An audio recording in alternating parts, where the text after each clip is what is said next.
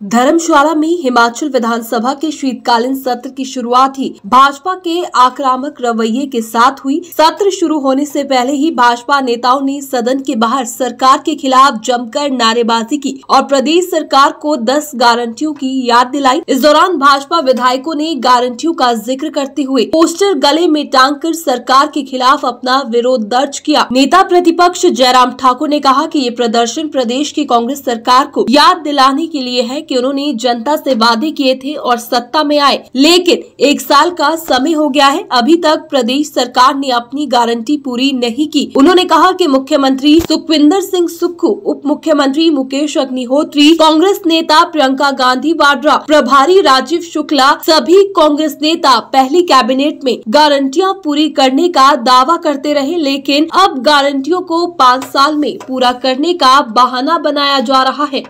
हिमाचल प्रदेश में कांग्रेस ने सत्ता में आने से पहले 10 गारंटियां जारी की थी और चीख करके कांग्रेस के प्रदेश के और केंद्र के नेता इनके बोल रहे थे कि कैबिनेट की पहली बैठक में जो हमने गारंटियां दी कि उनको पूरा करेंगे।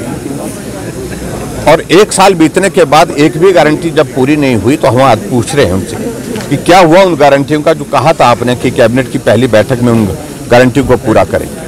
और उस दृष्टि से आज विधानसभा का ये शीतकालीन सत्र का पहला दिन है और हम यहीं से शुरुआत कर रहे हैं। जो वादा किया था, जो गारंटी दी थी, उन गारंटियों का क्या हुआ उस गारंटी का जो 1500 महिलाओं को देने की बात कही थी आपने जनवरी महीने से, एक भी महिला को अभी तक नहीं मिला। क्या हुआ उस गारंटी का जो आपने 300 यूनिट बिजली फ्री देने की बात कही थी? क्या हुआ उस गारंटी का जो आपने 2 रुपए किलो के हिसाब से गोबर खरीदने की बात कही थी? क्या हुआ उस गारंटी का जो आपने कहा था कि 5 साल में 5 लाख बेरोजगारों को नौकरी देंगे, सरकारी नौकरी देंगे?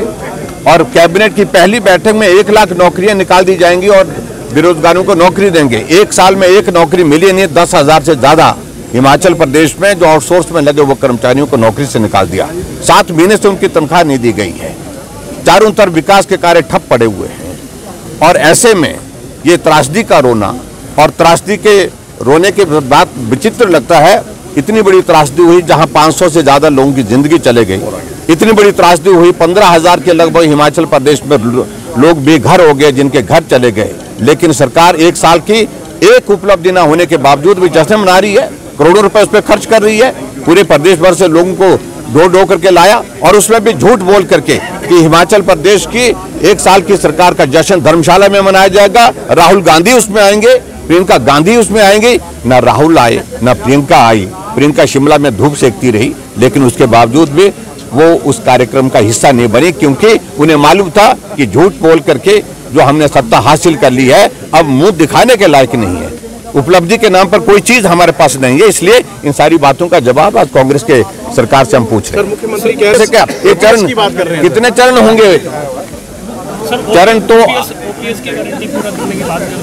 ओपीएस भी अभी लागू हुई क्या? बात तो ये है, उन्होंने प्रोसेस शुरू किया, लेकिन उसके बावजूद उसकी सारी चीजों को लेकर के अभी आने वाले समय में उसका मालूम पड़ेगा कितनी लागू हुई। लेकिन सबसे बड़ी बात तो मैं यही कहूंगा कि जो गारंटियां जिसके बलबूते सत्ता में आए थे उसमें से एक भी गारंटी पूरी हुई नहीं। Thank you.